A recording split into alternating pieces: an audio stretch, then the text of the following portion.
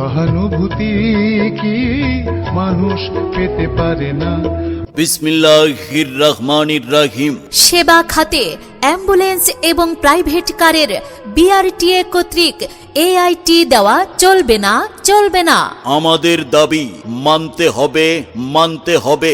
মানববন্ধন মানববন্ধন।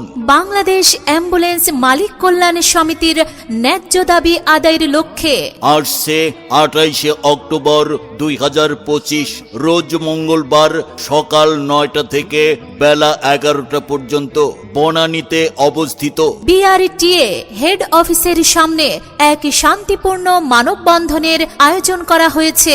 সারা বাংলাদেশ ব্যাপী একযোগে এই মানববন্ধন কর্মসূচি পালন হবে। উক্ত মানববন্ধনে সর্বসাধারণ সহ অ্যাম্বুলেন্স মালিক ভাইদের উপস্থিত থাকার জন্য